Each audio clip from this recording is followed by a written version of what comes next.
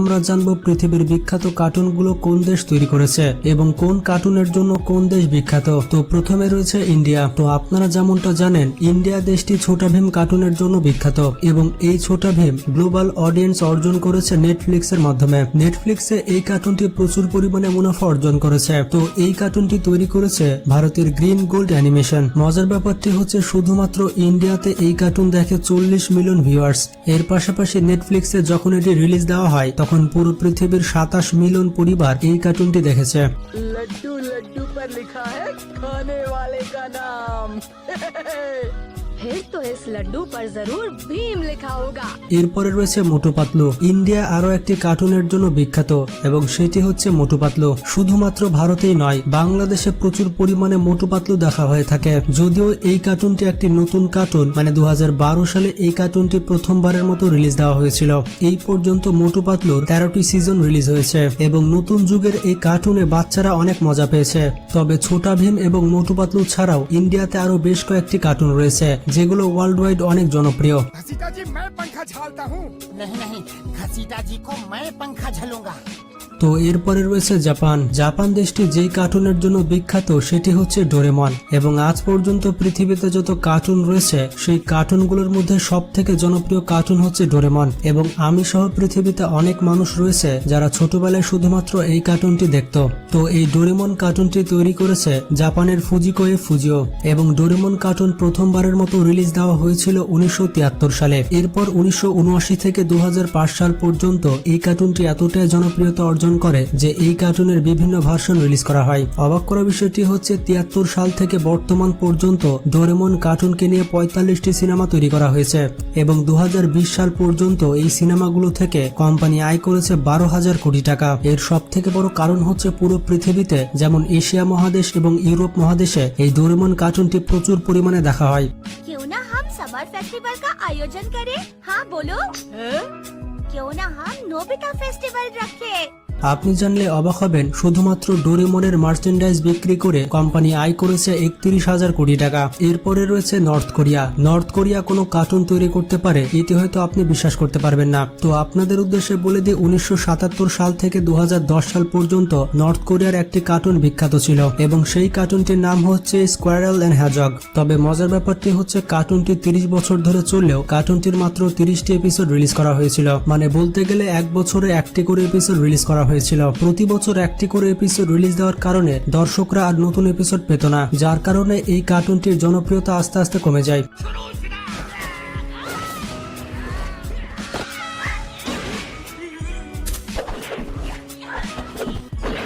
তো এরপরে রয়েছে ইউএসএ। কার্টুন তৈরি করার কথা হচ্ছে আর সেখানে আমেরিকা মাথা ঢুকাবে না সেটা তো হতেই পারে না। আজ পর্যন্ত আমেরিকা অনেক কার্টুন রিলিজ করেছে এবং এই কার্টুনগুলোর মধ্যে অন্যতম একটি কার্টুন হচ্ছে স্পঞ্জি বব এবং এই কার্টুনটি পুরো ইতিহাস পাল্টে দিয়েছে। এবং আপনি জানলে অবাক হবেন, 2019 সালে নিকলোডিয়ান কোম্পানি শুধুমাত্র এই কার্টুনের ফ্র্যাঞ্চাইজি বিক্রি করে আয় করেছিল 45,000 কোটি টাকা। এর পাশাপাশি এই কার্টুনটি যেই চ্যানেলে চলতো, মানে নিকলোডিয়ান চ্যানেলে, এই কার্টুনটি হাইয়েস্ট রেটেড কার্টুন হয়ে যায়। 1999 সাল থেকে 2020 সাল পর্যন্ত এই কার্টুনটি বাচ্চাদের মধ্যে জনপ্রিয়তা ধরে রাখে। এই কার্টুনটি এতটা জনপ্রিয়তা অর্জন করেছিল যে আজ পর্যন্ত এই কার্টুনটি 6টি অ্যানি অ্যাওয়ার্ডস, 8টি গোল্ডেন রিল অ্যাওয়ার্ড, 4টি অ্যানিমি অ্যাওয়ার্ডস এবং 18টি কিডস চয়েস অ্যাওয়ার্ড জিতে নেয়। I can see you immediately. How did you do all this? It was easy once I cleared my mind. তো এরপরে রয়েছে বেনটেন। আমেরিকা আরেকটি কার্টুনের জন্য বিখ্যাত এবং সেটি হচ্ছে বেনটেন। বেনটেনের ঘড়ি যেমন বেনটেনকে শক্তি দিত, ঠিক তেমনি এই কার্টুনটি কার্টুন নেটওয়ার্ককে প্রচুর শক্তি দিয়েছিল। কার্টুন নেটওয়ার্কের হিস্টোরিতে সব থেকে লম্বা সময় ধরে জনপ্রিয়তা অর্জন করেছিল এই বেনটেন। আপনি জানলে অবাক হবেন, শুধুমাত্র বেনটেনের ফ্র্যাঞ্চাইজি বিক্রি করে বেনটেন আয় করেছিল 45,000 কোটি টাকা। মাত্র কয়েক বছরে বেনটেন 5টি টেলিভিশন সিরিজ এবং 4টি ফিল্মও করে ফেলে। বেনটেনের এই সিরিজগুলো এতটা জনপ্রিয়তা অর্জন করেছিল যে এটি 3টি অ্যানিমি অ্যাওয়ার্ড জিতে নিয়েছিল।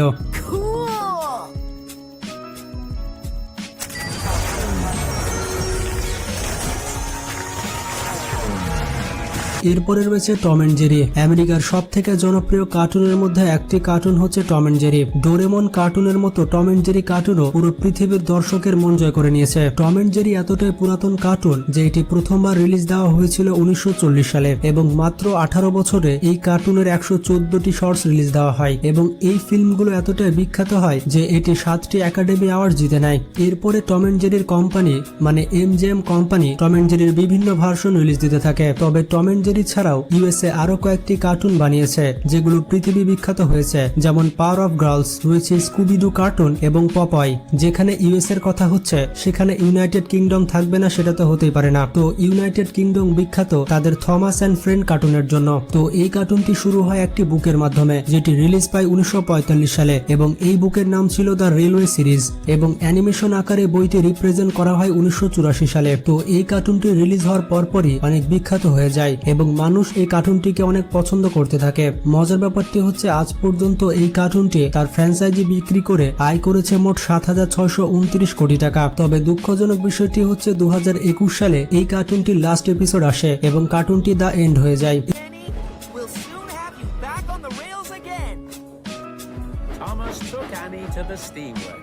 এরপরে রয়েছে মিস্টার বিন কার্টুন। মিস্টার বিন কার্টুনটি ওয়ার্ল্ড ওয়াইড এতটাই পপুলারিটি অর্জন করে যে পুরো পৃথিবীর 52টি দেশে মিস্টার বিন কার্টুনটি টেলিকাস্ট করা হতো। মিস্টার বিন এমন একটি কার্টুন যে কার্টুনটি কোনো কথা না বলে মানুষকে অনেক কিছু বুঝিয়ে দেয়। এই কার্টুনটি প্রথমবার টিভিতে রিলিজ দেওয়া হয় 1990 সালে। তো 5 বছর চলার পর এই কার্টুনটি পুরোপুরি বন্ধ হয়ে যায় আর দর্শক হতাশার মধ্যে পড়ে যায়। এই কার্টুনটির এতটা জনপ্রিয়তা ছিল যে কার্টুনটি কয়েক বছর পরে আবার ব্যাক করে। 2002 সালে মিস্টার বিন মানে রোয়ান আটকিনসন নিজেই এই কার্টুনটি পরিচালনা করতে থাকেন এবং 2002 থেকে 2004 সালে মানে 2 বছরে এই কার্টুনের 52টি এপিসোড রিলিজ হয়।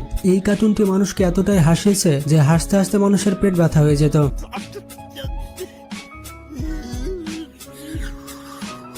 এবং আপনারা জানলে অবাক হবেন বাংলাদেশও একটি কার্টুনের জন্য অত্যন্ত জনপ্রিয় এবং সেই কার্টুনটি হচ্ছে মিনা কার্টুন।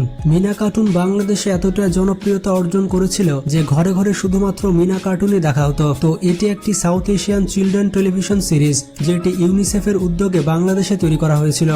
বাবা দেখো তো লালির ছবিটা কেমন হয়েছে। বাংলাদেশের গ্রামীণ মানুষকে বিভিন্ন জিনিস শেখানোর জন্য এই কার্টুনটি বিভিন্ন গ্রামে গ্রামে শো করা হতো। প্রথমবারের মতো বাংলাদেশে মিনা কার্টুন রিলিজ দেওয়া হয় 1993 সালে এবং মিনা কার্টুনের প্রথম পর্বটি ছিল কাউন্টি ওর চিকেন। তো কারা কারা মিনা কার্টুনকে পছন্দ করেন তারা কিন্তু কমেন্ট বক্সে